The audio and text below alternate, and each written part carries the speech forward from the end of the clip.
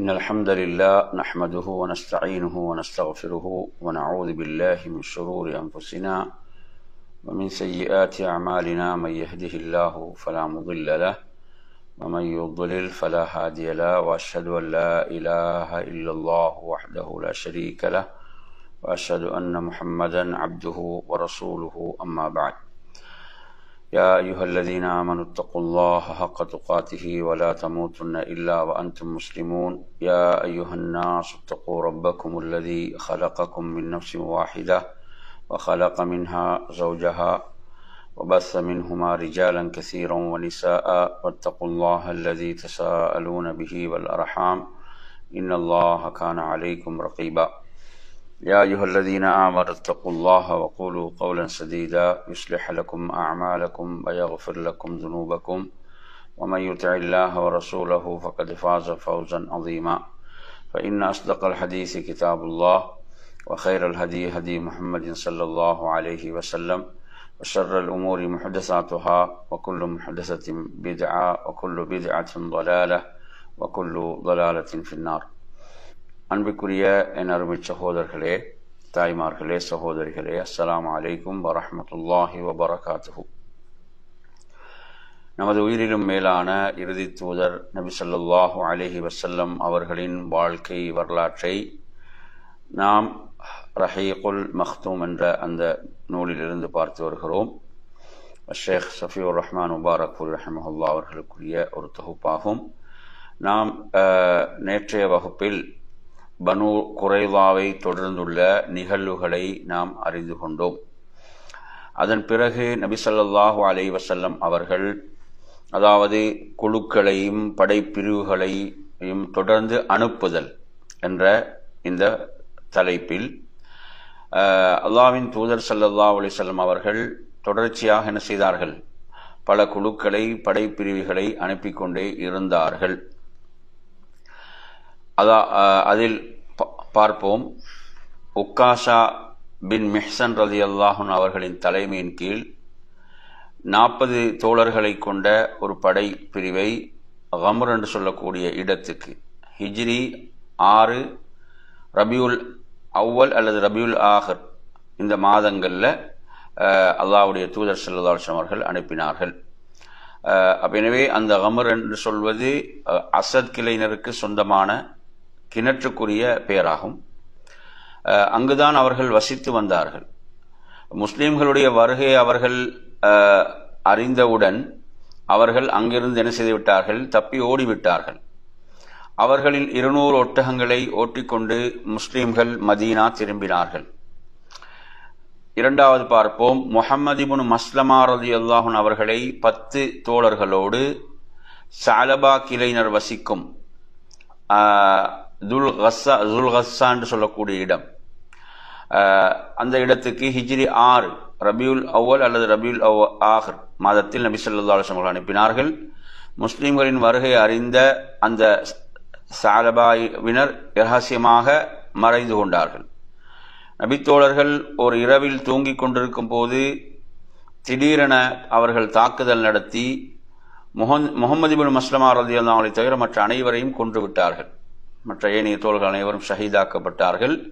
இவர் மட்டும் காயத்தோடு தப்பி வந்து மதீனா வந்து சேர்ந்தார் என்ற நிகழ்வை பார்க்கிறோம்.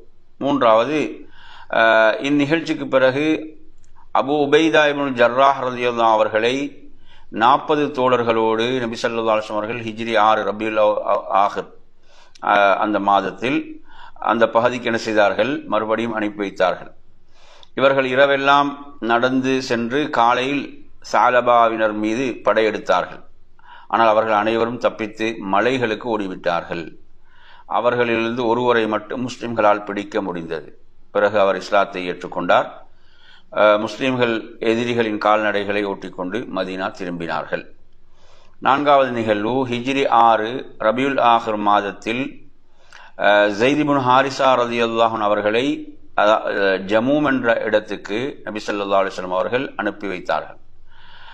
அந்த இடத்தை பொறுத்தவரையில் மர்ருத் தஹ்ரான் என்ற இடத்தில் உள்ள சுலைம் கிளைஞருக்கு சொந்தமான கிணறாகும். எனவே ஸைத் இப்னு ஹாரிஸா ரலியல்லாஹு அவர்கள் பனு சுலைம் கிளையினரை நோக்கி சென்று கொண்டிருந்த போது முசைனா கிளையைச் சேர்ந்த ஒரு பெண்ணை கைது செய்தார்கள். அவரது பெயர் ஹலீமாவாகும். அப்பெண் சுலைமினருக்கு சொந்தமான இடங்களை காண்பித்து கொடுத்தார். அங்கு சென்று முஸ்லிம்கள் அதிகமான கால்நடைகளையும் கைதிகளையும் பிடித்து வந்தார்கள். மதீனா திரும்பியவுடன் விஷயம் அறிந்து நபி ஸல்லல்லாஹு அவர்கள் அப்பெண்ணை உரிமையிட்டு திருமணமும் முடித்து வைத்தார்கள் என்பதை பார்க்கின்றோம். 5வது நிகழ்வாக ஹிஜ்ரி 6 ஜுமாதா அல் ஊலா மாதத்தில் ஈஸ் என்ற இடத்துக்கு ஸைத் ரலியல்லாஹு அவர்களை 170 வீரர்களோடு அனுப்பி வைத்தார்கள். அங்கு குறைஷிகளின் வியாபார கூட்டம் நபி ஸல்லல்லாஹு அலைஹி வஸல்லம் மருமகனார் அபுல் ஆஸின் தலைமையின் கீழ் தங்கியிருந்தது. அங்கு சென்று முஸ்லிம்கள் அனைத்தையும் கைப்பற்றினார்கள். ஆனால் அபுல் ஆஸ் தப்பிச் சென்று மதீனாவில் நபி அவர்களின் மகளார் ஜெய்னபிடம் அடைகலம் தேடினார். மேலும் தனது பொருட்களை திருப்பித் தருமாறு நபி அவர்களிடம் கோரும்படி ஜெய்னபிடம் கேட்டுக்கொண்டார்கள்.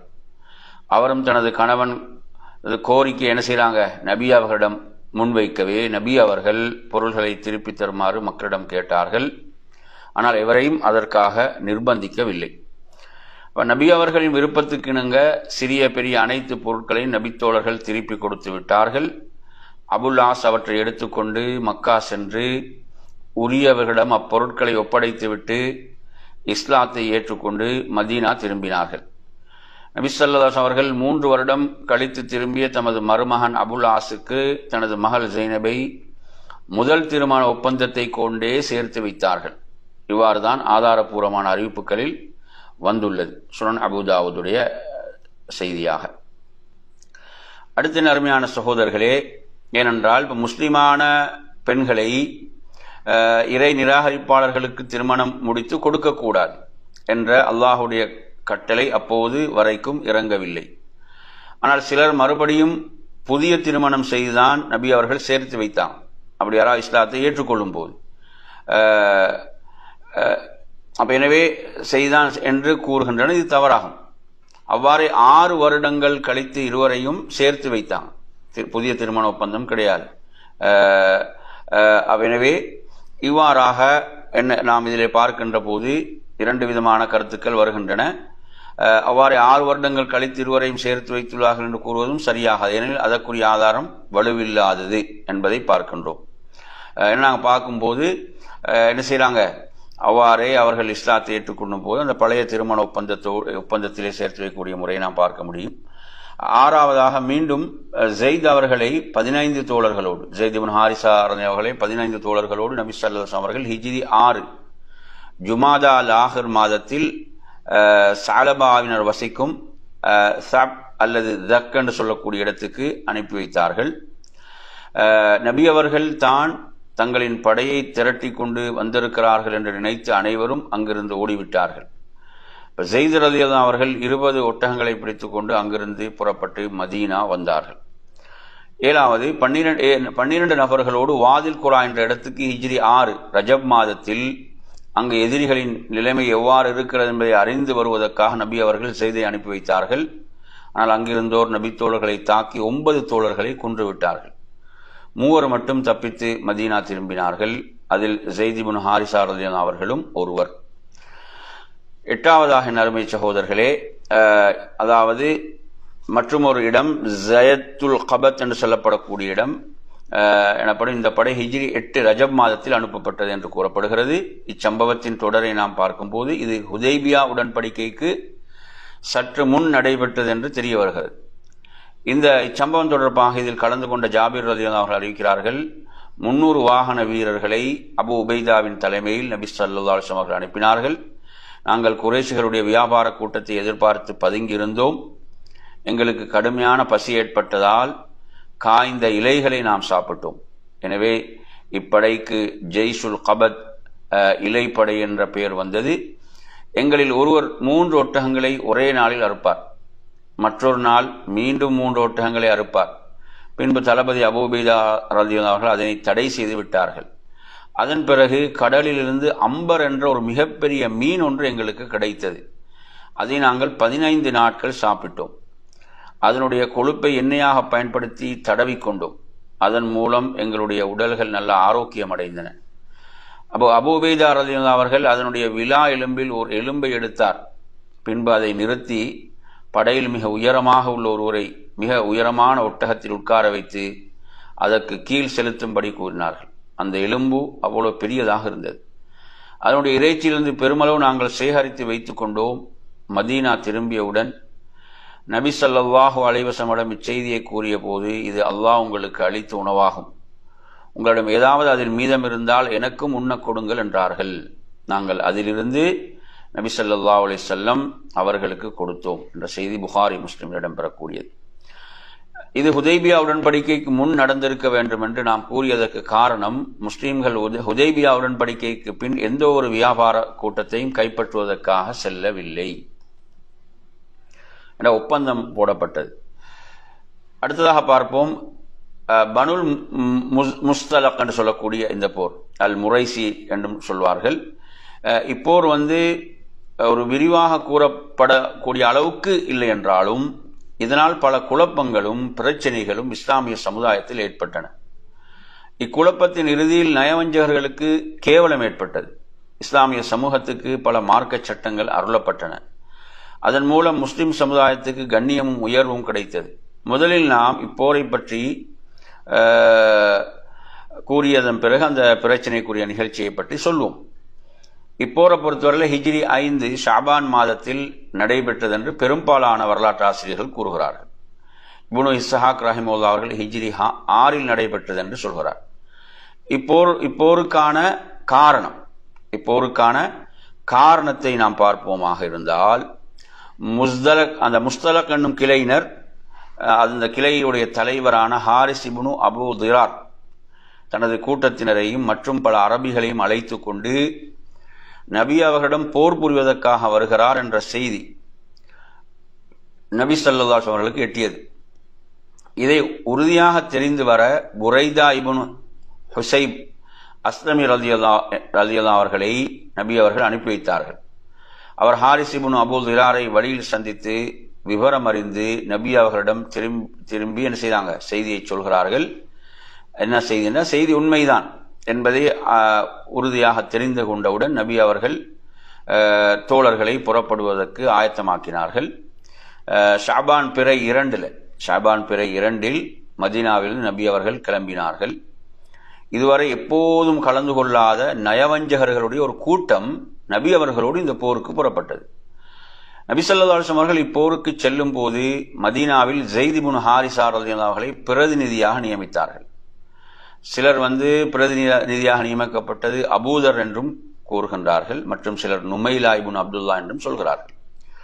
ஹாரிஸ் இப்னு அபூ திரார் இஸ்லாமிய படையின் செய்தியை அறிந்து வருவதற்காக ஒரு ஒற்றனை அனுப்பினான். முஸ்லிம்கள் அவனை கைது செய்து கொன்று விட்டார்கள்.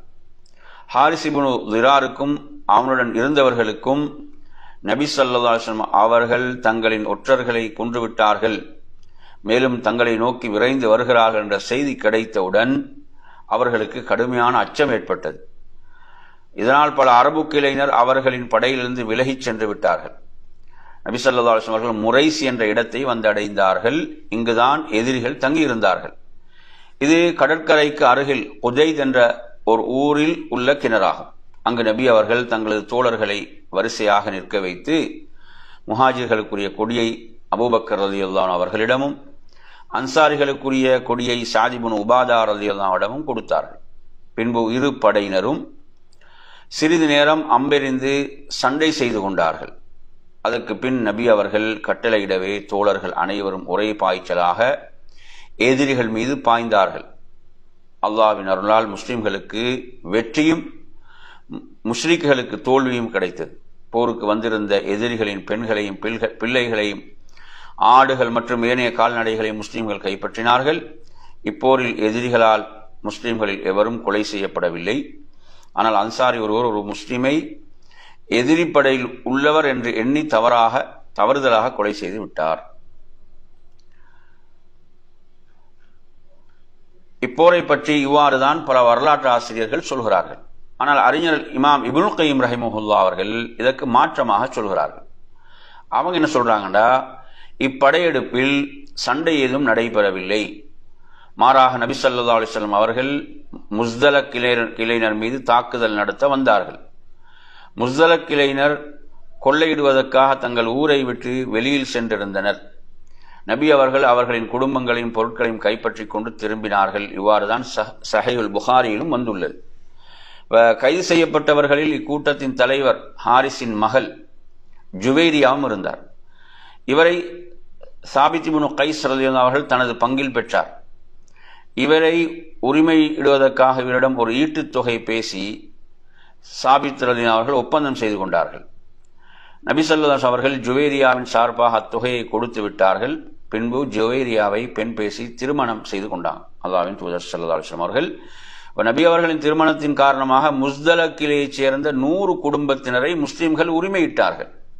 ஏனெனில் இப்போது இந்த கைதிகள் எல்லாம் நபி அவர்களின் மாமனார் குடும்பத்தை சேர்ந்தவர்களாயிற்றே. அப்ப அவர்களை எப்படி நாம் அடிமைகளாக வைத்திருப்பது என்று நபித்தோழர்கள் காரணம் கூறினார்கள் என்பதை நாம் பார்க்கின்றோம். இப்போரில் ஏற்பட்ட ஏனைய சம்பவங்களில் தலையாய காரணமாக இருந்தவன் நயவஞ்சகர்களின் தலைவன் அப்துல்லாஹ் இப்னு உபை, அவனது கூட்டாளிகளும். ஆகவே இஸ்லாமிய சமுதாயத்தில் இந்நயவஞ்சகர்களின் செயல்பாடுகள் பற்றி முதலில் சற்று நாம் தெரிந்து கொள்வது கட்டாயம் அவசியமாகும். நயவஞ்சகர்களுடைய முனாஃபிக்குகளுடைய நடவடிக்கைகள். அப்துல்லாஹ் இப்னு உபை இஸ்லாத்தின் மீதும் முஸ்லிம்களின் மீதும் குறிப்பாக நபி ஸல்லல்லாஹு அலைஹி வஸல்லம் அவர்கள் மீதும் எல்லையற்ற எரிச்சல் கொண்டிருந்தார். அதற்கு காரணம் அவுஸ் ஹஸ்ரஜ் ஆகிய 2 கிளையினரும் இவனை தலைவனாக்கி மணிமகுடம் சூட்டுவதற்கு தயாராக இருந்த போதுதான் நபி ஸல்லல்லாஹு அலைஹி வஸல்லம் அவர்கள் ஹிஜ்ரத் செய்து மதீனாவுக்கு வருகை தந்தார்கள். எனவே நபி அவர்கள் வந்தவுடன் அவனை அனைவரும் புறக்கணித்துவிட்டு நபி ஸல்லல்லாஹு அலைஹி வஸல்லம் அவர்களின் பக்கம் திரும்பி விட்டார்கள். இதனால் நபி அவர்கள் தான் தனது ஆட்சியை பறித்து கொண்டார்கள் என்று இவன் என்ன செய்தான்? இவன் உள்ளூர எரிந்து கொண்டிருந்தான். நபி ஸல்லல்லாஹு அலைஹி வஸல்லம் அவர்கள் மதீனாவுக்கு வந்ததிலிருந்து இவன் இஸ்லாத்தை ஏற்றுக்கொள்ளும் முன்பும் ஏற்றுக்கொண்ட பிறகும் இந்த பகைமையும் கசப்பையும் இவன் வெளிப்படையாகவே காட்டிக் கொண்டிருந்தான். ஒரு முறை நபி ஸல்லல்லாஹு அலைஹி வஸல்லம் அவர்கள் ஸஅத் இப்னு உபாதா ரலியல்லாஹு அவர்களை நலம் விசாரிப்பதற்காக கழுதை மீது சென்று கொண்டிருந்தார்கள். அப்போது வழியில் ஒரு சபையில் அப்துல்லாஹ் இப்னு உபை அமர்ந்திருந்தான்.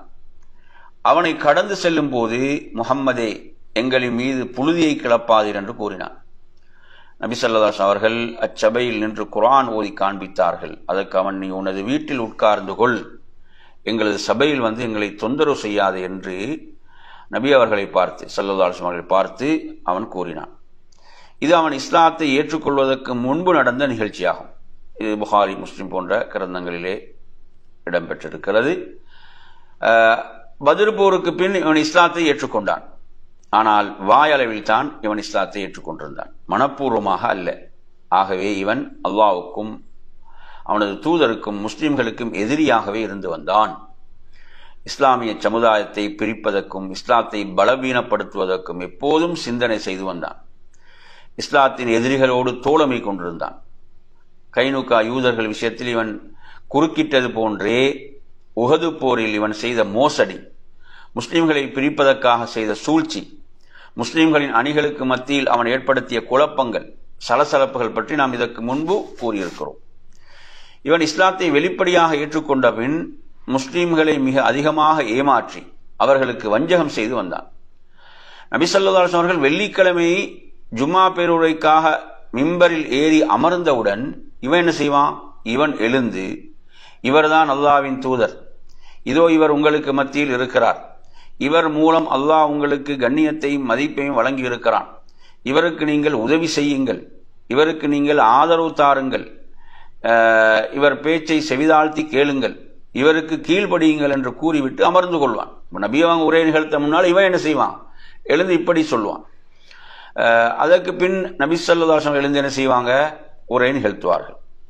இந்த நயவஞ்சகனின் வெட்கங்கெட்ட தன்மைக்கு இதை உதாரணமாக கூறலாம். இவன் பாருங்க, உஹது போரில் செய்த மோசடிகள் அனைவருக்கும் தெரிந்தது. நபி ஸல்லல்லாஹு அலைஹி அவர்கள் உஹது போரிலிருந்து மதீனாவுக்கு திரும்பிய பிறகு ஒரு நாள் வெள்ளிக்கிழமை பிரசங்கத்துக்காக எழுந்தாங்க. உங்களுக்கு தெரியும், உஹது போருக்கு இவன் செய்தான் 300 பேரோடு சென்று அந்த உஹதை நெருங்கியவுடன் அவர்களோடு திரும்பி விட்டான், அந்த 300 பேரோடு திரும்பி விட்டான். அப்ப இஸ்லாமிய படை என்ன செய்து ஒரு மிகப்பெரிய ஒரு இக்கட்டான நிலை அங்கு சந்திக்கிறது என்பதை நாங்கள் பார்க்கிறோம். எனவே நறுமை சகோதரர் இவன் இவ்வாறு திரும்பிய பிறகு, அப்போ உஹதுக்கு பிறகு, அந்த உஹதுடைய நிகழ்வுக்கு பிறகு ரசூலுல்லாஹ் வெள்ளிக்கிழமை என்ன செய்தாங்க, பிரசங்கத்தை நிகழ்த்துவதற்காக அவங்க எழும்போது, அப்போது இவன் என்ன செய்யறான், வழக்கமாக சொல்லி வந்ததை சொல்வதற்காக எழுந்தபோது முஸ்லீம்கள் அவனது ஆடையை பிடித்திழுத்து, அல்லாஹ்வின் எதிரியே உட்காரடா, உனக்கு இதை கூறுவதற்கு எந்த தகுதியும் இல்லை, நீ செய்ய வேண்டிய அழிச்சாட்டியங்களை எல்லாம் செய்து விட்டாய் என்று கூறினார்கள். அதற்கு அவன், நான் என்ன கெட்டதையா கூறினேன், அவரது காரியத்தில் அவரை பலப்படுத்தவே நான் எழுந்தேன் என்று கூறியவனாக மக்களின் பிடரிகளை தாண்டி கொண்டு பள்ளியை விட்டு வெளியேறினான். பள்ளியின் வாயிலில் அன்சாரி ஒருவர் அவனை பார்த்து, உனக்கு நாசம் உண்டாகட்டும், நீ நபியாவிடம் திரும்பிச் செல், அவர்கள் உனக்காக அல்லாஹ்விடம் பாவ மன்னிப்பு தேடுவார்கள் என்றான். அதற்கு அவன், அல்லாஹ் மீது சத்தியமாக அவர் எனக்காக பாவ மன்னிப்பு தேட வேண்டும் என்று எனக்கு எவ்வித ஆசையும் இல்லை என்று கூறினான். மேலும் நதீர் இன யூதர்களோடு இவன் தொடர்பு வைத்துக் கொண்டு முஸ்லிம்களுக்கு எதிராக எப்போதும் சதித்திட்டம் தீட்டி வந்தான். இவன் நதீர் இன யூதர்களுக்கு கூறியதை பற்றி அல்லாஹ் குர்ஆனில் இப்படி கூறுகிறான். 59வது அத்தியாயத்தின் 11வது வசனம், நபியே, இந்த நயவஞ்சகர்களை நீங்கள் கவனிக்கவில்லையா?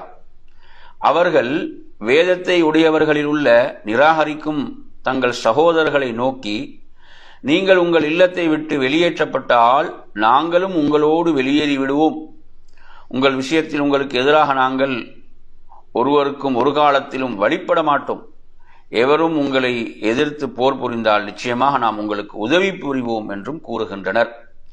ஆனால் நிச்சயமாக இவர்கள் பொய்யர்கள் என்று அல்லாஹ் சாட்சியம் கூறுகிறான் என்று அல்லாஹ் இந்த முனாஃபிக்குகளை பற்றி குறிப்பிடுகிறான்.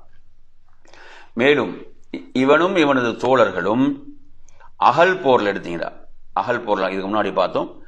அகல் போரில் இறை நம்பிக்கையாளர்களின் உள்ளத்தில் பல குழப்பங்களையும் திடுக்கங்களையும் சஞ்சலங்களையும் இவர்கள் ஏற்படுத்தினார்கள். இதை பற்றி அல்லாஹ் அஹ்ஸாப் அத்தியாயத்தில் 12 to 20 வரை உள்ள வசனங்களில் அல்லாஹ் தெளிவாக கூறுகிறான். அதை நீங்க எடுத்து படித்து பாருங்கள், எப்படியெல்லாம் முனாஃபிக்குகள் செயல்பட்டார்கள். இஸ்லாத்தின் எதிரிகளான யூதர்கள், நயவஞ்சகர்கள், இணை வைப்பாளர்கள் ஆகிய அனைவருக்கும் இஸ்லாத்தின் வெற்றிக்கு என்ன காரணம் என்பது நன்கு தெரிந்திருந்தது. இந்த எதிரிகளுக்கெல்லாம் நன்கு தெரிந்திருந்தது. அதாவது இஸ்லாத்தின் வெற்றி பொருளாதார பெருக்கத்தினாலோ, ஆயுதங்கள், படைகள் மற்றும் போர் சாதனங்கள் ஆகியவை அதிகமாக இருந்ததினாலோ அல்ல, மாறாக இஸ்லாமிய சமுதாயத்திடமும் மற்றும் இஸ்லாத்தில் இணைந்த ஒவ்வொருடம் இருக்கும் அந்த உயர்ந்த பண்புகளும், அந்த உறுதியான ஈமானும், நற்குணங்களும், முன்மாதிரியான தன்மைகளும் தான் இஸ்லாத்தின் வெற்றிக்கு காரணமாக இருந்தால் அசைக்க முடியாத நம்பிக்கை என்பது அவர்களுக்கு நன்றாகவே தெரியும். அத்துடன் இந்த அனைத்து தன்மைகளுக்கும் காரணமாகவும் ஊற்றாகவும் விளங்கக்கூடியவர் நபி ஸல்லல்லாஹு அலைஹி வஸல்லம் அவர்கள் தான் என்பதும் அவர்களுக்கு தெரியும். அதுபோன்ற இந்த மார்க்கத்தை ஆயுதங்களாலும் ஆற்றல்களாலும் என்ன செய்ய முடியாது, அழிக்க முடியாது என்பதை அவர்கள் நன்கு தெரிந்து கொண்டதால் நேரடி போருக்கு துணிவின்றி மறைமுகமாக என்ன செய்தார்கள், சூழ்ச்சி போருக்கு இவர்கள் வித்திட்டார்கள். இம்மார்க்கத்தின் பண்பாடு மற்றும் கலாச்சார ரீதியாக இம்மார்க்கத்துக்கு எதிராக பொய் பிரச்சாரங்களை பரப்ப வேண்டும். இந்த பொய் பிரச்சாரத்துக்கு முதல் இலக்காக நபி ஸல்லல்லாஹு அலைஹி வஸல்லம் அவர்களை ஆக்க வேண்டும் என்று முடிவு செய்தார்கள்.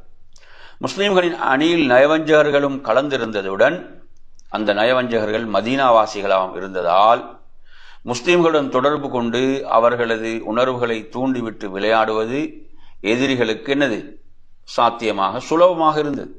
எனவே இந்த பொய் பிரச்சாரத்தை பரப்புவதற்கு அதற்குரிய பொறுப்பை நயவஞ்சகர்களே ஏற்று செயல்பட்டார்கள். இதில் இவர்களின் தலைவனாக இருந்த இப்னு உபை முக்கிய பங்கு வகித்தான். இவர்களது இந்த திட்டம் ஒரு விஷயத்தில் மிக தெளிவாக வெளிப்பட்டது. அதாவது நபி ஸல்லல்லாஹு அலைஹி வஸல்லம் உடைய வளர்ப்பு மகன் ஸைத் இப்னு ஹாரிஸா ரலியல்லாஹு அவர்கள் தன் மனைவி ஸைனப் பின் ஜஹஷ் ரலியல்லாஹு அவர்களை தலாக் விட்ட பிறகு நபி ஸல்லல்லாஹு அலைஹி வஸல்லம் செய்தார்கள், திருமணம் முடித்துக் கொண்டாங்க. தனது மாமி மகள் என்ன செஞ்சாங்க, ரசூலுல்லாஹ் திருமணம் செய்து கொண்டார்கள். அரபுகள் தங்களின் கலாச்சாரப்படி வளர்ப்பு மகனை பெற்ற மகனை போல் கருதினாங்க. வளர்ப்பு மகனை யார்ட பராமரிப்பில் இருக்கிறாரோ அவர் அவரது யாரு அவரது தந்தையை போன்றே கருதினார்கள். அப்ப மகனின் மனைவியை தலாக்குக்கு பிறகு தந்தை மனம் முடிப்பது எவ்வாறு குற்றமான செயலாக கருதப்பட்டு வந்ததோ, அதேபோல் வளர்ப்பு மகனுடைய மனைவியை அந்த வளர்ப்பு தந்தை அவர் விவாகரத்து செய்த பிறகு திருமணம் முடிப்பதை குற்றமாகவே கருதினார்கள். ஆகவே நபி ஸல்லல்லாஹு அவர்கள் ஸைனப் ரலியல்லாஹு அவர்களை திருமணம் முடித்துக் கொண்டதும் நயவஞ்சகர்கள் நபி அவர்களுக்கு எதிராக சர்ச்சையை கிளப்புவதற்கு 2 வழிகளை அவர்கள் கையாண்டார்கள். முதலாவது, நபி ஸல்லல்லாஹு அலைஹி வஸல்லம் திருமணம் 5வது திருமணமாக இருந்தது. குர்ஆன் ஒரே நேரத்தில் 4 பெண்களை மட்டும் திருமணம் முடித்துக் கொள்ளலாம் என்றுதான் அனுமதிக்கிறது. அப்படி அனுமதித்திருக்க நபி அவர்கள் எப்படி 5வது திருமணம் செய்தார்கள்? அல்லாஹ்வுடைய தூதருக்கு மாத்திரம் உள்ள சிறப்பு சட்டம் என்பதை அறியாமல் இவ்வாறு ஒரு சந்தேகத்தை கிளப்பினார். 2வது, ஸைனப் ரலியல்லாஹு அன்ஹா அவர்கள் நபி ஸல்லல்லாஹு அலைஹி வஸல்லம் அவர்களின் வளர்ப்பு மகனின் மனைவியாக இருந்தார். எனவே அரபுகளின் கலாச்சாரப்படி ஸைனபை திருமணம் முடித்தது மாபெரும் குற்றமாகும் என்று இவ்வாறு முனாஃபிக்கள் என்ன செய்தார்கள், இவ்வாறாக அவர்கள் பொய்களை பரப்பினார்கள். இது விஷயத்தில் பெரும் பொய்க்கதைகளையும் கற்பனைகளையும் நயவஞ்சகர்கள் புனைந்தார்கள். அதாவது முஹம்மது ஸல்லல்லாஹு அவர்கள் ஒரு முறை திடீரென ஸைனபை என்ன செய்து விட்டார், பார்த்து விட்டார். அப்போது ஸைனபின் அழகில் மயங்கி ஸைனபின் மீது காதல் கொண்டார். இதை அறிந்து அவரது வளர்ப்பு மகன் முஹம்மதுக்காக ஸல்லல்லாஹு அலைஹி வஸல்லம் அவர்களுக்காக தனது மனைவியை விட்டு கொடுத்து விட்டார் என்று கூறுகிறார்கள். அப்ப இந்த கட்டுக்கதையை அவர்கள் எந்த அளவு பரப்பினார்கள் என்றால் இன்று வரை அதன் தாக்கம் ஹதீஸ் மற்றும் தஃப்சீர் நூல்களில் காண கிடைக்கிறது. இந்த பொய் பிரச்சாரம் இறை நம்பிக்கையில் குறையுள்ளவர்களை பெரிதும் பாதித்தது. ஆகவே உள்ளங்களில் ஏற்பட்ட அந்த சந்தேக நோய்களை குணப்படுத்தும் விதமாக பல தெளிவான வசனங்களை அல்லாஹ் குர்ஆனிலே இறக்கி வைத்தான். இது பொய் பிரச்சாரம் என்று அல்லாஹ் அத்தியாயம் அஹ்ஸாபின் தொடக்கத்திலே இவ்வாறு சொல்கிறான். எப்படி? யா அய்யுஹன் நபியு தகில்லாஹ வலா துதில் காஃபிரீன வல் முனாஃபிகீன். நபியே, நீங்கள் அல்லாஹ்வுக்கே பயப்படுங்கள், நிராகரிப்பாளர்களுக்கும் நயவஞ்சகர்களுக்கும் பயந்து அவர்களுக்கு வழிபடாதீர்கள். நிச்சயமாக அல்லாஹ் அனைத்தையும் அறிந்தவனும் ஞானமிக்கவனுமாக இருக்கிறான். அல் குர்ஆன்ல 33:1. ஸைனப் ரலியல்லாஹு அன்ஹா அவர்களை யாருக்கு ஸைத் இப்னு ஹாரிஸா யார் பேசி மனம் முடித்து வைக்கிறாங்களோ அல்லாஹ்வுடைய தூதர். அவங்களோட அப்படி அழகுல அவங்கள முடிக்க ரசூலுல்லாஹ் விரும்பினாங்கன்னா ஆரம்பத்திலே முடிச்சிருப்பாங்க.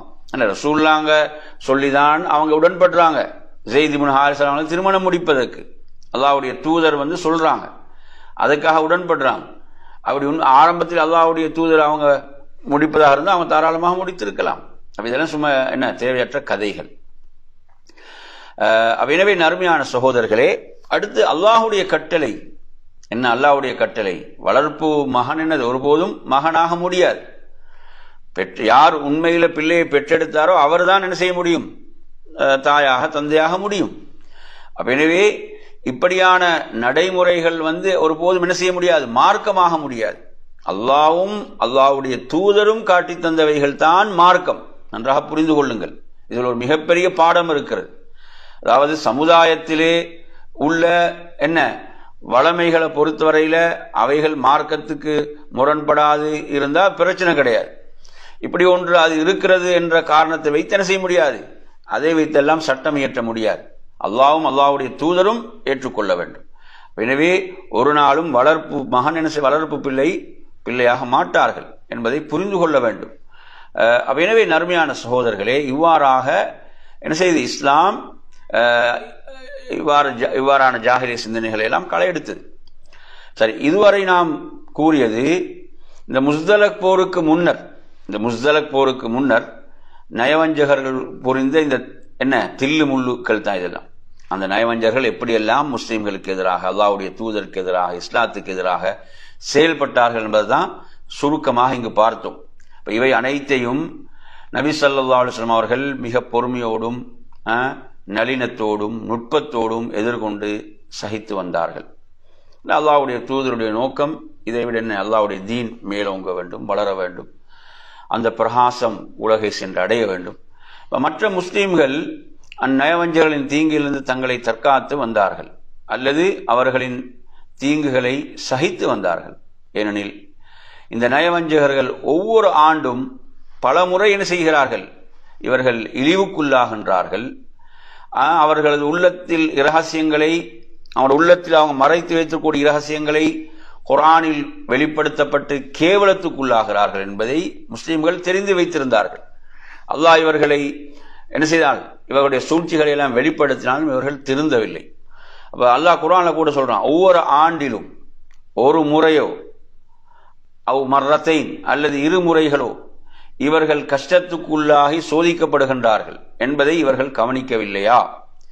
இவ்வாறு இருந்தும் அவர்கள் பாவத்தை விடுவதும் இல்லை, நல்லுணர்ச்சி பெறுவதும் இல்லை. சூரத் தௌபா 9வது அத்தியாயம் 126வது வசனம். இதிலும் நயவஞ்சர்களை அவருடைய சூழ்ச்சிகளை மிக வெளிப்படுத்தி காட்டப்படுகிறது இந்த அத்தியாயத்தில், சூரத் தௌபாவில். சூரத் தௌபா பேசக்கூடிய போர் தான் தபூக்குடைய போர். எனவே அந்த தபூக்குடைய போரில் நயவஞ்சர்கள் முனாஃபிக்கள் எப்படியெல்லாம் செயல்பட்டார்கள் என்பதை அல்லாஹ் சொல்லுவோம். அது வரும்போது நாங்கள் பார்ப்போம். முஸ்தலக் போர்ல நீங்க எடுத்தீங்கன்னா, முஸ்தலக் போரில் நயவஞ்சகர்கள் என்ன அதிகமாக அந்த போர்ல கலந்து கொண்டார்கள். எனவே இதுல நாங்க சில செய்திகளை பார்ப்போம். அல்லாஹ் சொல்கிறான், அவர்கள் உங்களோடு வந்திருந்தால் ஒழுங்கீனத்தை தவிர வேறு எதையும் உங்களுக்கு அதிகரிக்க செய்திருக்க மாட்டார்கள். விஷமத்தை கருதி உங்கள் மத்தியில் அலங்கோலத்தையும் உண்டு பண்ணி இருப்பார்கள். அவர்களுடைய ஒற்றர்களும் உங்களுடன் இருக்கின்றனர். ஆனால் அல்லாஹ் இத்தகைய அநியாயக்காரர்களை நன்கறிந்தவனாகவே இருக்கிறான். சூரத் தௌபால பாத்தீங்களா, தபூக்குடைய போரில் இவர்கள் கலந்து கொள்ளவில்லையே. இந்த பனு முஸ்தலக் போர்ல என்னென்ன அட்டகாசங்களை எல்லாம் செய்தார்கள் என்பதுதான் அல்லாஹ் சொல்றான். இப்ப தபூக்ல வந்திருந்தாலும் இவர்கள் இப்படி பிரச்சனை தான் பண்ணியிருப்பார்கள் என்பதை அல்லாஹ் சொல்கிறான். எனவே நறுமையான சகோதரர்களே, இக்கூற்றுக்கு ஒப்பாகவே இவர்கள் நடந்து கொண்டார்கள். தீங்கு செய்வதை இவர்கள் குறிக்கோளாக கொண்டிருந்தார்கள். இவர்கள் முஸ்லிம்களுடைய அணியில் பெரும் ஒரு பிணக்கையும் குழப்பத்தையும் அல்லாஹ்வுடைய தூதருக்கு எதிராக மிக இழிவான பழியையும் இவர்கள் உருவாக்கினார்கள். அதனுடைய சில விவரங்களை நாம் என்ன செய்வோம், நாம் பார்ப்போம். பாருங்க, நயவஞ்சகர்களுடைய கூற்று பனு முஸ்தலக் போர்ல, அதாவது நாம் மதீனாவுக்கு திரும்பினால் இழிவானவர்களை கண்ணியமானவர்கள் மதீனாவிலிருந்து வெளியேற்ற வேண்டும். சூரத்துல் முனாஃபிகூன் ஒரு அத்தியாயம் இருக்கு, அதுல அல்லாஹ் தஆலா சொல்றான். நபி ஸல்லல்லாஹு அலைஹி வஸல்லம் அவர்கள் போர் முடிந்து திரும்பும் போது அந்த உரைசை என்று சொல்லக்கூடிய ஒரு இடம் அங்கு தங்கி இருக்கிறாங்க. இந்த பனு முஸ்தலக் முடிந்து திரும்பும் போது அப்போ தண்ணீர் நிரப்பிக் கொள்ளும் ஒரு இடத்தில் முஹாஜிர்கள்ல ஜஹ்ஜா அல் கிஃபா என்பவர் ரலியல்லாஹு அன்ஹு அவர்களும், அன்சாரிகள்ல கினான் இப்னு வபர் அல் ஜுஹனி என்பவரும், இவங்க ரெண்டு பேருக்கு மத்தியில் ஒரு சண்டை ஏற்படுது. சண்டை செய்து கொள்கிறார். அப்போது என்ன செய்யறாரு, அன்சாரி தோழர் அன்சாரிகளே என்று அழைக்கிறார். அன்சாரிகளே உதவிக்கு வாருங்கள் என்று அழைக்கிறார். அதே போல அந்த முஹாஜிர் நபி தோழர் என்ன செய்யறாரு, முஹாஜிர்களே உதவிக்கு வாருங்கள் என்று என்ன செய்கிறார், அழைக்கிறார். அப்ப இந்த சப்தத்தை கேட்ட நபி ஸல்லல்லாஹு அலைஹி வஸல்லம் அவர்கள் என்ன சொல்றாங்க, அதாவது நான் உங்களுக்கு மத்தியில் இருக்கும் போது இவ்வாறு அறியாமை கால வார்த்தைகளை கூறுகிறீர்களா, நாற்றம் வீசக்கூடிய அறியாமை கால வார்த்தைகளை சொல்கிறீர்களா, இதை விட்டு விடுங்கள், இது மிக அசுத்தமானது, துர்நாற்றம் வீசக்கூடியது என்று அல்லாஹ்வுடைய தூதர் எச்சரித்தார்கள். அப்ப இந்த செய்தி யாருக்கு கிடைக்குது, முனாஃபிக்குகளுடைய தலைவன் அப்துல்லா இப்னு உபை இப்னு சலூலுக்கு இது எட்டுகிறது. அப்ப இவன் கோபம் அடைகிறான். இவன் கோபம் அடைந்து சொல்கிறான், அதாவது அவனுடன் அவனது இனத்தவரில் சிலர் இருக்கிறார்கள். அவர்களில் மிகச்சிறிய வயதுடைய ஸைத் இப்னு அர்கம் ரலியல்லாஹு அவர்களும் அங்கு இருக்கிறான். அப்போது அப்துல்லா இப்னு உபை, இப்படியா அவர்கள் செய்தார்கள், நம்மை வெறுப்பூட்டி விட்டார்கள், நமது ஊருக்கு வந்த வந்தேரிகள் நம்மையே மிகைத்து விட்டார்கள். பார்க்கிறோமா இல்லையா, அங்க என்ன வாதம், ஊர்வாதம். அங்கு தலை தூக்குகிறது. நமது ஊருக்கு வந்த வந்தேரிகள் நம்மையே மிகைத்து விட்டார்கள். அல்லாஹ் மீது சத்தியமாக நமக்கும் அவர்களுக்கும் உள்ள உதாரணம், உனது நாயை நல்ல என்ன செய்வாய், கொழுக்க வைப்பாய், அது இறுதியில் உன்னையே என்ன செய்துவிடும், தின்றுவிடும். வளர்த்த கடா என்ன செய்து மார்பில் பாய்ந்தது என்பதைத்தான் அல்லாஹ் மீது சத்தியமாக நாம் மதீனாவுக்கு திரும்பினால் கண்ணியமானவர்கள், அவங்க கண்ணியமானவர்கள், இழிவானவர்களை அங்கிருந்து வெளியேற்றி ஆக வேண்டும். யார் இழிவானவர்கள்? மக்காவிலிருந்து வந்த முஹாஜிர்கள், அல்லாஹ்வுடைய தூதர், அதே போன்று முஹாஜிர்கள், இவர்களை நாம் வெளியேற்றி ஆக வேண்டும் என்று கூறினார்.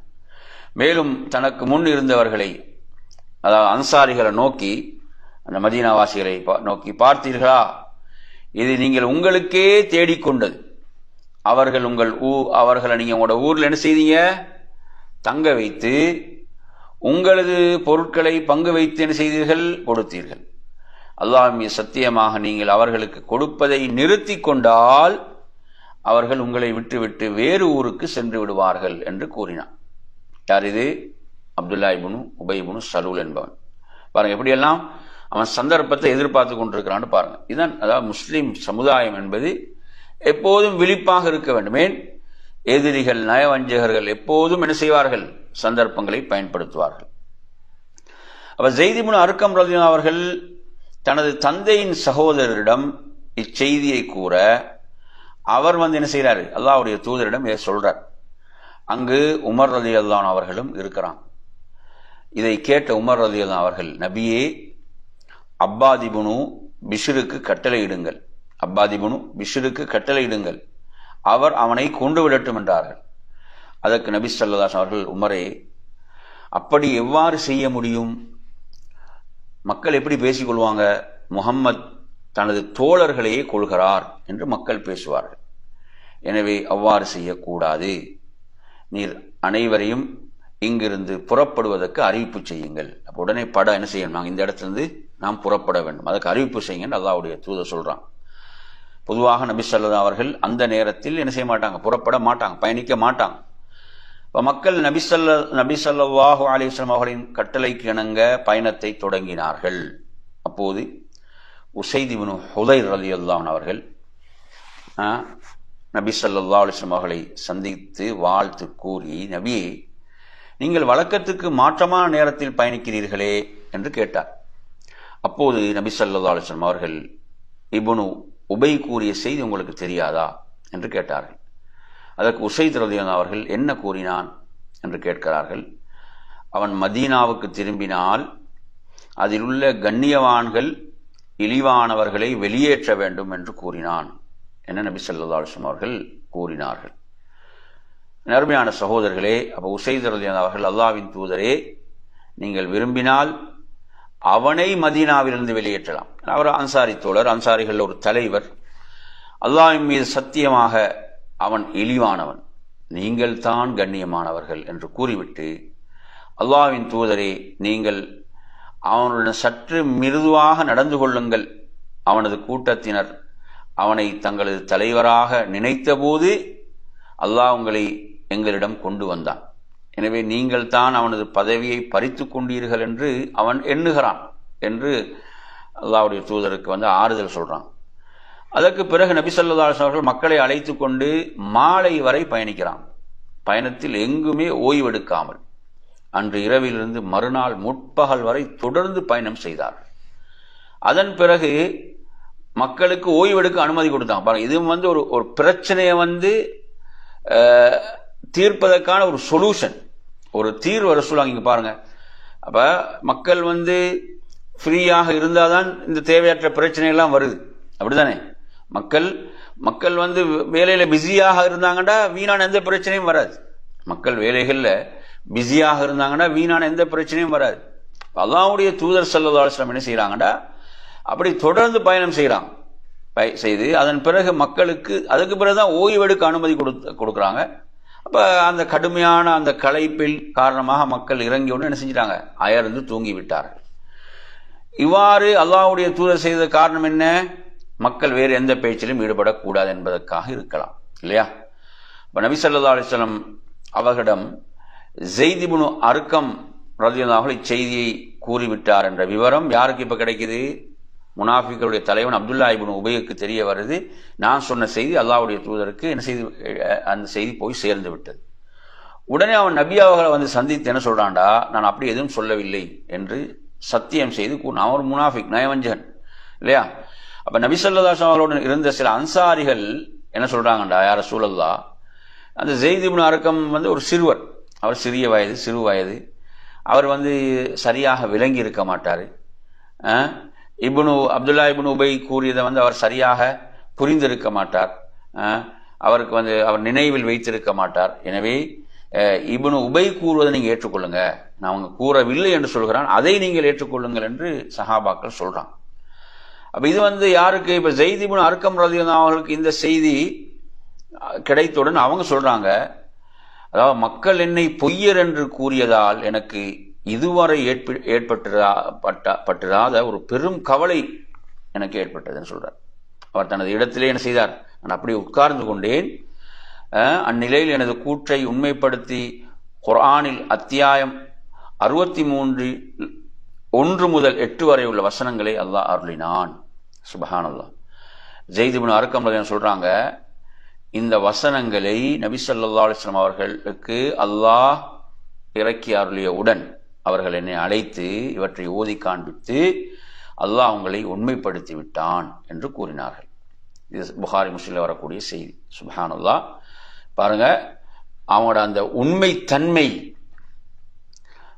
உண்மைத்தன்மையை வந்து அல்லாஹ் அதுக்கு கொடுத்த பரிசு பாருங்க. அவங்களோட உண்மைத்தன்மைக்கு கொடுத்த பரிசு. அவர் சிறு வயது உடையவராக இருந்தாலும் என்னை வந்து மக்கள் பொய்யர் என்று கருதிவிட்டார்களே என்பது அவங்களுக்கு ஒரு பெரிய ஒரு தாக்கத்தை ஏற்படுத்தியது, அவர்களுக்குள்ள பெரும் ஒரு தாக்கத்தை ஏற்படுத்தியது. அல்லாஹ் அவர்களை தூய்மைப்படுத்தினான். என் அருமையான சகோதரர்களே, இப்ப நயவஞ்சகனான அப்துல்லா இப்னு உபைக்கு ஒரு மகன் இருந்தார். அவரது பேர் என்ன? அப்துல்லா. இவர் சிறப்புமிக்க நபித்தோழர்களில் ஒருவர். இவர் தனது தந்தையின் செயல்களை பற்றி தெரிந்தவுடன் அவனிடமிருந்து விலகி கொண்டார். முஸ்லிம்கள் மதீனாவுக்கு திரும்பிய போது மதீனாவினுடைய அந்த நுழைவாயிலில் தனது வாளை உருவியவராக இவர் என்ன செய்கிறார், நிற்கிறார். அப்துல்லா இப்னு உபை இல்லையா, இவரது பேர் அப்துல்லா. அப்ப அப்துல்லா இப்னு உபையுடைய மகன். அப்ப எனவே இவ்வாறு என்ன செய்கிறார், நிற்கிறார். அவரது தந்தை இப்னு உபை அங்கு வந்தபோது தனது தந்தை என்று கூட பார்க்காமல், அல்லாஹ்வின் மீது சத்தியமாக நபி ஸல்லல்லாஹு அலைஹி வஸல்லம் அவர்கள் அனுமதிக்காத வரை நான் உம்மை மதீனாவுக்கு நுழைவதற்கு அனுமதிக்க மாட்டேன், இங்கிருந்து செல்ல முடியாது. நிச்சயமாக நபி அவர்கள் தான் கண்ணியமிக்கவர், நீ தான் இழிவானவன் என்று தந்தையை பார்த்து சொல்றார். அப்ப இப்படிப்பட்ட ஈமான் என்று பாருங்க, எப்படியெல்லாம் அல்லாஹ்வுடைய தூதரை நேசித்தார்கள், அல்லாஹ்வுடைய தூதரை பாதுகாத்தார்கள் என்பதை பாருங்கள். சுப்ஹானல்லாஹ். தந்தையை பார்த்து நீதான் இழிவானவன் என்று கூறி தந்தையை தடுத்து விட்டார். நபி ஸல்லல்லாஹு அலைஹி வஸல்லம் அங்கு வந்து அவனுக்கு மதீனாவுக்குள் செல்ல அனுமதி அளிக்கவே, அப்பதான் மகன் என்ன செய்யறான், மகன் வந்து தந்தைக்கு அனுமதி அளிக்கிறார் என்பதை பார்க்கிறோம். மேலும் அவர் இந்நிகழ்ச்சியை கேள்விப்பட்ட போதே, அல்லாஹ்வின் தூதரே, நீங்கள் அவனை கொல்ல வேண்டும் என்று விரும்பினால் அதை செய்ய எனக்கு கட்டளையிடுங்கள் என்று மகன் சொல்றார். அப்ப எப்படிப்பட்ட ஈமான் என்று பாருங்க, எப்படிப்பட்ட ஈமானுக்குரியவராக மகன் இருக்கிறார். நான் அல்லாஹ் மீது சத்தியமாக அவனது தலையை உங்களிடம் கொண்டு வருகிறேன் என்று அல்லாஹுடைய தூதரிடம் சொல்கிறார்கள். சுப்ஹானல்லாஹ். அருமையான சகோதரர்களே, எப்படிப்பட்ட ஈமானுக்குரியவர்களாக நபித்தோழர்கள் இருந்தார்கள். சரி, அடுத்ததாக நீங்க எடுத்தீங்கன்னு சொன்னா, என் அருமையான சகோதரர்களே, இந்த போர்ல முனாஃபிக்குகளுடைய அட்டகாசங்கள்ல அடுத்து ஒன்று என்ன, அவதூறு சம்பவம். என்ன அவதூறு சம்பவம்? இப்போர்ல தான் இது என்ன செய்யப்பட்டது, இந்த இட்டு கட்டப்பட்ட இந்த சம்பவம் நடைபெற்றது. அதை சுருக்கமாக பார்க்கலாம். நபி ஸல்லல்லாஹு அலைஹி வஸல்லம் அவர்கள் பயணத்தில் மனைவிமார்கள்ல வந்து யாராவது ஒருத்தர் என்ன செய்வாங்க, அவங்க தங்களோடு அழைத்து செல்வார்கள். சீட்டு குலுக்கி போடுவாங்க, பேர்களை போடுவது வழக்கம். யாருடைய பேர் வருகிறதோ அவர் என்ன செய்வாங்க, அல்லாஹ்வுடைய தூதர் தனது பயணத்திலே அழைத்து செல்வார்கள். அப்ப இந்த பயணத்தில் ஆயிஷா ரலியல்லாஹுடைய பேர் வர அவர்கள் என்ன செய்கிறாங்க, தன்னோடு அழைத்து செல்கிறார்கள். அப்போ போர் முடிந்து என்ன செய்கிறாங்க, திரும்பி கொண்டிருந்த போது படைகளோடு ஒரு இடத்துல தங்குறான். அங்கு ஆயிஷா ரலியல்லாஹு அவர்கள் தங்களது சுய தேவைக்காக அவங்க வெளியே சென்று விட்டு அவங்க திரும்பி வராங்க. அவங்க பயணத்தில் வரும்போது தனது சகோதரி ஒருவரிடமிருந்து ஒரு கழுத்து மாலை ஒன்றை என்ன செய்தாங்க, இரவலாக அவங்க வாங்கி வந்திருந்தாங்க. அப்போ எனவே அவங்க சென்ற இடத்துல அந்த மாலை விழுந்து விட்டது, அவங்களோட தேவையை சுய தேவை நிறைவேற்றுவதற்காக போகிறாங்க, அது அவங்களுக்கு தெரியலை, விழுந்து விட்டது. அவர்கள் தங்களின் கூடாரத்துக்கு வந்த பிறகு அது தவறியது அவங்களுக்கு தெரிய வந்தவுடன், நினைவு வந்தவுடன் என்ன செய்கிறாங்க, அதை தேடி செல்கிறார்கள். அவர்கள் சென்றதை யாரும் பார்க்கல. இப்போ நிலைமை இவ்வாறு இருக்க நபி அவர்கள் தங்கள் தோழர்களுக்கு பயணத்தை தொடர என்ன செய்கிறாங்க, கட்டளை இடுகிறார்கள். இப்போ ஆயிஷா ரலியல்லாஹு அவர்கள் அமர்ந்து வந்த அந்த பல்லாக்குன்னு சொல்லுவோமா இல்லையா, அந்த தொட்டியை ஒட்டகத்தின் மீது ஏற்றுவதற்காக வந்தவர்கள் இப்போ ஆயிஷா ரலியல்லாஹு அவங்க அதில் இருக்கிறாங்களா இல்லையா, அவங்க அதில் இருக்கிறாங்கன்ற எண்ணத்தில் என்ன செய்கிறாங்க, அதை அப்படியே ஒட்டகத்தின் மீது ஏற்றி விடுகிறார்கள், ஏற்றி வைக்கிறாங்க. இந்த இரண்டுக்கு மேற்பட்டவங்க அதை சுமக்கிற காரணத்தால் அது அவங்க அது அந்த தொட்டியில் அவங்க உள்ளே இருக்கிறாங்களான்ற தெரியல. அவங்க எல்லாரும் அதிகம் 2 பேருக்கு மேலே உள்ளவங்க அதை தூக்குறாங்க. அதே மாதிரி அவங்க ஒரு வாலிப பெண்ணாக இருக்கிறாங்க, உடல் பருமன் இல்லாமல் இருக்கிறாங்க. அப்போ இதெல்லாம் காரணமாக இருந்தது. அப்போ எனவே இவ்வாறு தூக்கி என்ன செய்கிறாங்க, அதை ஒட்டகத்தின் மீது வைக்கிறாங்க. அப்போ எனவே அந்த அடிப்படையில் என்ன செய்கிறாங்க, பயணம் புறப்படுகிறது, அவங்க புறப்படுறாங்க, படை புறப்படுகிறது. எல்லோரும் அங்கிருந்து பயணித்து விட்டாங்க. அப்போ மாலையை தேடி சென்ற ஆயிஷா ரலியல்லாஹு அவர்கள் என்ன செய்கிறாங்க, அதை கண்டுபிடித்து எடுத்துக்கொண்டு தனது இருப்பிடத்துக்கு அவங்க திரும்புகிறாங்க. அப்போ அங்கு யாரும் இல்லை, படை புறப்பட்டு சென்று விட்டது, அங்கு ஒருவரும் இல்லை. அப்போ அவங்க நினைச்சாங்க தன்னை காணவில்லை என்று தெரிந்தவுடன் என்ன செய்வாங்க, தேடி வருவாங்க என்று எண்ணி ஆயிஷா ரலியல்லாஹு அங்கேயே என்ன செய்கிறாங்க, அப்படி தங்கி விடுகிறார்கள். அல்லாஹ் தனது காரியத்தில் மிகைத்தவன், அர்ஷுக்கு மேலிருந்து கொண்டு தான் நாடியபடி அனைத்தையும் அந்த ரப்புல் ஆலமீன் நிர்வகிக்கிறான். இப்போ ஆயிஷா ரலியல்லாஹு என்ன செய்கிறாங்க, கண்ணா இருந்து தூங்கி விட்டார்கள். அப்போது அங்கு வந்த சஃபான் இப்னு முஅத்தல் ரலியல்லாஹு படையில் பின்னால் வாரவங்க அவங்க என்ன செய்கிறாங்க, பார்த்தவுடன் இன்னா லில்லாஹி வ இன்னா இலைஹி ராஜிஊன் என்று சொல்லிட்டு அல்லாஹ்வின் தூதரின் மனைவி ஆயிற்று என்று உரக்க கூறினார்கள். இதை கேட்டு ஆயிஷா அவங்க விழித்தெழுகிறார்கள். சஃபான் ரலியல்லாஹு அவங்க படையுடைய அந்த பிற்பகுதியில் அவங்க தங்கியிருந்தாங்க. அவர் அதிகம் தூங்குவராகவும் இருந்தார். அப்போ ஆயிஷா அவர்களை என்ன அந்த ஹிஜாபுடைய ஃபர்தாவுடைய சட்டம் வருவதற்கு முன் அவங்க பார்த்திருந்ததால் இப்போது பார்த்தவுடன் அறிந்து கொண்டார்கள். அப்போ தனது ஒட்டகத்தை இழுத்து அவருக்கு அருகில் உட்கார வைத்தவுடன் அதன் மீது ஆயிஷா ரலியல்லாஹு அவங்க ஏறிக்கொள்கிறாங்க. ஆனால் ஆயிஷா அவங்களோட வேறு எவ்வித பேச்சும் அவங்க என்ன செய்யல, பேசவில்லை. சஃபான் அவர்கள் அவங்க பார்த்தவுடன் இன்னா லில்லாஹி வ இன்னா இலைஹி ராஜிஊன் என்று அவங்க சொன்னாங்களே, அதை தவிர வேறு எந்த சொல்லியும் ஆயிஷா அவங்களும் கேட்கவில்லை. இப்போ சஃபான் ரலியல்லாஹு அவர்கள் ஒட்டகத்தை இழுத்தவராக அல்லாஹ்வுடைய தூதருடைய அந்த சமூகத்துக்கு சேர்கிறார்கள். அப்போது முஸ்லிம்களின் படை மதிய நேரத்தில் ஓய்வு எடுத்துக் கொண்டிருந்தார்கள். இக்காட்சியை பார்த்த மக்கள் ஒவ்வொருவரும் தங்களின் பணிகளில் என்ன செய்கிறார்கள், தங்களுடைய பாணியில் தங்களுடைய பாணிக்கேற்ப பேசினாங்க. அப்போது அல்லாஹ்வுடைய தூதரின் அல்லாஹ்வுடைய எதிரியான அப்துல்லாஹ் இப்னு உபை இப்னு சலூல் என்ன செய்கிறான்னு சொன்னால், தனது குரோதத்தையும் நயவஞ்சகத்தையும் வெளிப்படுத்த இதை அவனோட சந்தர்ப்பமாக ஆக்குகிறான். ஒரு அவதூறான ஒரு கதையை புனைந்து அதை மக்களுக்கு மத்தியில் இரகசியமாகவும் பகிரங்கமாகவும் பரப்ப ஆரம்பிக்கிறான். அவனது நண்பர்களும் இந்த காரியத்தில் என்ன செய்தார்கள், ஈடுபட்டார்கள். இப்போ முஸ்லிம்கள் மதீனா திரும்பியதன் பிறகு கதையை புனைவதில் பாவிகள் மிக தீவிரமாக ஈடுபட்டார்கள். நபி அவர்களோ எந்த பதிலும் கூறாமல் அமைதியாக இருந்தார்கள். பிறகு அல்லாஹ்விடமிருந்து அறிவிப்பு வருவது தாமதமாகிவிடவே, இப்போ அல்லாஹ்விடம் என்ன அறிவிப்பு வகி வருவதற்கு தாமதமாகிவிடவே ஆயிஷாவை பிரிந்து விடும் விஷயத்தில் தங்கள் தோழர்களிடம் ஆலோசனை செய்தார்கள். சொல்லாங்க, ஆலோசனை செய்கிறான். இப்போ ஆயிஷா ரலியல்லாஹு அவர்களை அவங்கள பிரிந்து விட்டு நீங்கள் வேறொரு திருமணத்தை முடித்துக் கொள்ளுங்கள் என்ற ஒரு ஆலோசனையை மறைமுகமாக அலி ரலியல்லாஹு அவர்கள் முன்வைக்கிறார்கள். உஸாமத் இப்னு ஸைத் ரலியல்லாஹு அவர்கள் ஏனைய தோழர்கள் என்ன செய்கிறாங்க, நீங்கள் எதிரிகளுடைய பேச்சை பொருட்படுத்த வேண்டாம், ஆயிஷாவை நீங்கள் பிரிந்து விடாதீர்கள் என்ற ஆலோசனை சொல்கிறாங்க. அல்லாஹ்வுடைய தூதர் ஸல்லல்லாஹு அலைஹி வஸல்லம் என்ன செய்கிறாங்க, மிம்பரின் மீது ஏறி அந்த அப்துல்லாஹ் இப்னு உபையிடம் தங்களது மன வருத்தத்தை தெரிவிக்கிறார்கள். இது அவுஸ் கிளையினரின் தலைவர் உசைத் இப்னு ஹுதைருக்கு கோபத்தை மூட்டியது. அவர் அப்துல்லாஹ் இப்னு உபையை கொல்ல வேண்டும் என்ற தனது கருத்தை தெரிவித்தார்கள். ஆனால் இப்னு உபையின் கிளையைச் சேர்ந்த ஹஸ்ரஜ் கிளையினர் என்ன செய்யறாங்க, அந்த கிளையுடைய தலைவர் ஸஅத் இப்னு உபாதா என்ன தனது இனத்தவருக்கு இவ்வாறு கூறியது அவருக்கு ஒரு வெறுப்பு ஏற்படுத்தியது. இதனால் அந்த இரு கிளையினருக்கு மத்தியில் கடும் வாக்குவாதம் ஏற்பட்டது. ரசூலுல்லாஹ் மிம்பர்ல இருக்கிறாங்க, உரையை நிகழ்த்துறாங்க, இப்படி ஒரு நிலை ஏற்படுது. நபி ஸல்லல்லாஹு அவர்கள் என்ன செய்யறாங்க, அவர்களை சமாதானப்படுத்தினார்கள்.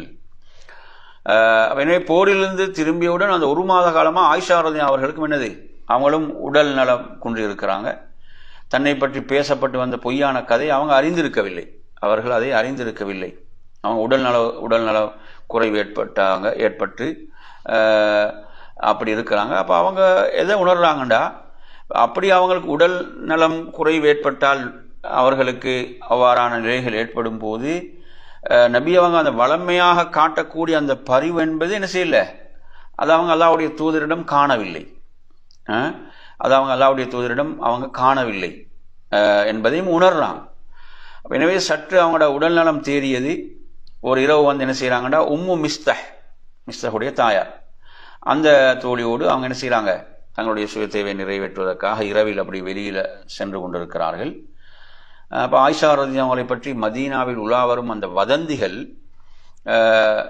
அதுல வந்து அந்த உம்மு மிஸ்தஹுடைய மகன், அதாவது மிஸ்தகம் அதில் என்ன செய்கிறாரு, அவரும் அதுல சம்பந்தப்பட்டிருக்கிறார் அந்த கதையை பரப்பக்கூடிய விஷயத்தில். அப்ப இந்த கவலையும் சிந்தனையும் யாருக்கு இருக்கிறது, அந்த தாய்க்கு இருக்கிறது. அவங்களுக்கு அந்த கவலை இருக்கிறது, அவங்கள அது பாதிப்படைய வைக்கிறது. ஆயிஷா ரலியல்லாஹு அவர்களோடு அவங்க சென்று கொண்டிருக்கும் போது அப்ப தனது மகனுக்கு இந்த அவதூறு விஷயத்தில் தொடர்பு இருக்கிறது என்று எப்படி ஆயிஷா ரலியல்லாஹுவிடம் சொல்வது என்ற ஒரு குழப்பத்தில், ஒரு மனக்குழப்பத்தில் என்ன செய்யறாங்க, அப்படி அவங்க நடந்து போறாங்க. அப்படி செல்கின்ற போது என்ன செய்யறாங்க, அவங்களோட ஆடையில வந்து அவங்க தடுக்கி அப்படியே கீழே விழுகிறார்கள். அப்போது அவங்க என்ன செய்யறாங்க, தன்னை அறியாமலே தனது மகனை திட்டுகிறார்கள். அப்ப கேட்கிறாங்க ஆயிஷா ரலியல்லாஹு அவர்கள், நீங்க கீழே விழுந்ததுக்கும் உங்களோட மகனை திட்டுவதற்கும் என்ன சம்பந்தம், உங்களோட மகனை நீங்கள் ஏன் திட்ட வேண்டும் என்று கேட்டபோது அப்பதான் சொல்றாங்க, உம்மு மிஸ்தா ரலியல்லாஹு சொல்றாங்க, அதாவது இவ்வாறான உங்கள் விஷயத்தில் இப்படி ஒரு அவதூறு பரப்பப்பட்டு கொண்டிருக்கிறது என்ற செய்தியை என்ன செய்யறாங்க, சொல்றாங்க. அப்ப உம்மு மிஸ்தா ரலியல்லாஹு அவர்கள் இப்படி கூறியவுடன் இப்ப ஆயிஷா ரலியல்லாஹு வீட்டுக்கு வராங்க. வந்து தனது பெற்றோரிடம் சென்று செய்தி என்ன செய்யறாங்க, உறுதியாக தெரிந்து வர அல்லாஹ்வுடைய தூதரிடம் அனுமதி கேட்கிறாங்க. அனுமதி பெற்று என்ன செய்யறாங்க, தனது பெற்றோரிடம் சந்தித்து உண்மையான அந்த நிலவரத்தை அறிந்து கொள்ள வேண்டும் என்பதற்காக வந்து தெரிந்து கொண்டவுடன் ஆயிஷா ரலியல்லாஹு அவர்கள் வேதனை பொறுக்க முடியாமல் அழுகின்றார்கள். அதாவது 2 இரவும் ஒரு பகலும் அவர்கள் அழுது கொண்டே இருந்தார்கள். அவர்களது இந்த அழுகை அன்னாருடைய அவங்களோட அந்த ஈரலையே பிளந்து விடுகின்ற அளவுக்கு இருந்தது என்று சொல்கிறார்கள். சுப்ஹானல்லாஹ். அப்போதுதான் நபி ஸல்லல்லாஹு அலைஹி வஸல்லம் அங்கு வந்து இறைவனை புகழ்ந்து துதித்துவிட்டு, ஆயிஷாவே, உன்னை பற்றி எனக்கு இவ்வாறெல்லாம் செய்தி கிடைத்தது. நீ குற்றமற்றவளாக இருந்தால் அல்லாஹ் உன்னை அப்பழியிலிருந்து நிரபராதியாக ஆக்குவான். உண்மையில் நீ தவறு செய்திருந்தால் அல்லாஹ்விடம் மன்னிப்பு கேள், அவனிடம் பாவமீட்சி பெற்றுக்கொள்.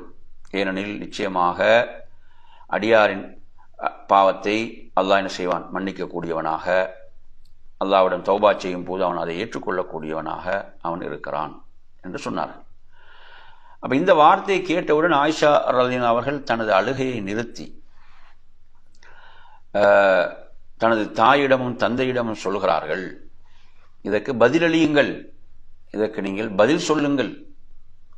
அப்போது அவர்களுக்கு என்ன பதிலளிப்பது என்று தெரியவில்லை. அப்போது ஆயிஷா ரலியல்லாஹு அவர்கள், நான் நிலைமை என்னவென்று நன்கு தெரிந்து கொண்டேன். இந்த செய்தியை நீங்கள் பல முறை கேள்விப்பட்டதால் அது உங்களின் உள்ளங்களில் ஆழ பதிந்து விட்டது.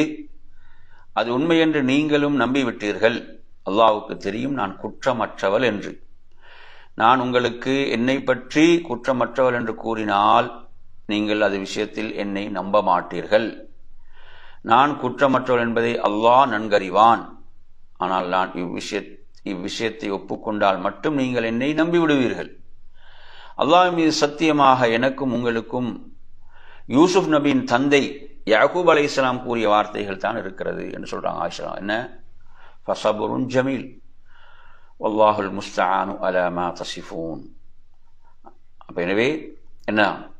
பொறுமைதான் அழகானது, பொறுத்து கொள்வதுதான், சகித்துக் கொள்வதுதான் அழகானது, நன்று. நீங்கள் கூறியவற்றில் அல்லாஹ்விடம் உதவி தேடுகிறேன், அல்லாஹ்வே உதவி தேடப்படுவான் என்றுதான் அவன் சொல்றான். அப்ப எனக்கு இதை தவிர வேறு எதுவும் கூறுவதற்கு இல்லை என்று ஆயிஷா ரலியல்லாஹு அன்ஹா என்ன செய்யறாங்க? அல்லாஹ்வுடைய தூதரிடம் சொல்கிறார்கள். பின்பு தன் முகத்தை திருப்பி சாய்ந்து படுத்துக் கொண்டார்கள். அதே நேரத்தில் நபி ஸல்லல்லாஹு அலைஹி வஸல்லம் அவர்களுக்கு இறை செய்தி அருளப்பட்டது.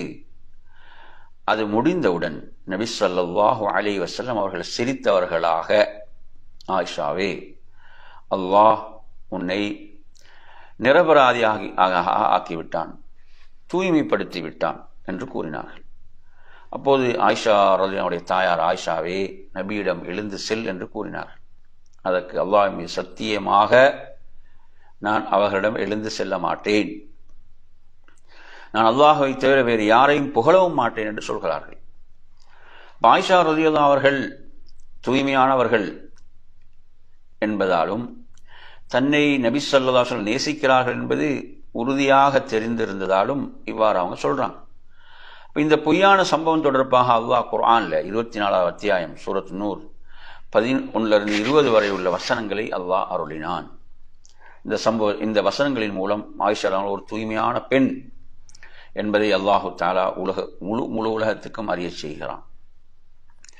இந்த சம்பவத்தை இட்டுக்கட்டியவர்களில் மிஸ்தாஹ், ஹஸ்ஸான், ஹம்னா பின் ஜஹஷ் இந்த 3 பேரும் சம்பந்தப்படுறாங்க. எனவே இவர்களுக்கு 80 கசையடிகள் கொடுக்கப்பட்டன. ஆனால் இவர்களுக்கெல்லாம் தலைவனாக இருந்த அப்துல்லாஹ் இப்னு உபை தலைவனா, இவங்க எல்லாம் நபித்தோழர்கள், இவங்க இதில் சிக்கி கொண்டாங்க. அப்ப அப்துல்லாஹ் இப்னு உபை அவன் யாரு? முனாஃபிக்களுடைய தலைவனாக இருக்கிறான். அவனை ரசூலுல்லாஹ் என்ன செய்யல, அவனை தண்டிக்கல. இவன் தான் இதுக்கு மூல காரணம். அப்ப இவனை தண்டிக்காமல் விட்டதற்கு காரணம் என்னவெனில், உலகத்தில் யார் மீது தண்டனை நிறைவேற்றப்பட்டு விடுகிறதோ அவர்கள் மறுமையில் தண்டிக்கப்பட மாட்டார்கள். ஆனால் மறுமையில் மகத்தான தண்டனை இவனுக்கு உண்டென அல்லாஹ் குர்ஆனில் இவனை பற்றி எச்சரிக்கை செய்து விட்டான். எனவே இவ்வுலகில் இவனுக்கு தண்டனை நிறைவேற்றப்படவில்லை என்று ஒரு விளக்கம் சொல்றான். அல்லது எந்த நலனை கருதி நபி ஸல்லல்லாஹு அலைஹி அவர்கள் இவனை முன்பு கொலை செய்யாமல் விட்டுவிட்டார்களோ அதே நலனை கருதி இந்த தண்டனையையும் நிறைவேற்றாமல் விட்டிருக்கலாம். புகாரில் வரக்கூடிய செய்திகள். எனவே நர்மையான சகோதரர்களே, எனவே ஒரு மாத காலம் ரசூலுல்லாஹ் இப்படியான ஒரு நெருக்கடி, இப்படியெல்லாம் ஒரு நபி சோதிக்கப்பட்டார், நபியுடைய குடும்பம் சோதிக்கப்பட்டது. இப்படிதான் நிச்சயமாக மூமின்கள் சோதிக்கப்படுவார்கள். எனவே என் அருமையான சகோதரர்கள், ஒரு மாதத்துக்கு பிறகு இந்த பிரச்சனையால் உண்டான சந்தேகம் மற்றும் குழப்பங்கள் மதீனாவை விட்டு முற்றிலுமாக அகன்றன. நயவஞ்சகளின் தலைவன் அப்துல்லாஹ் இப்னு உபை பெரும் கேவலம் அடைந்தான். இந்த இழிவுக்கு பின் சமூகத்தில் அவன் தலை நிமிர்த்தவே முடியவில்லை.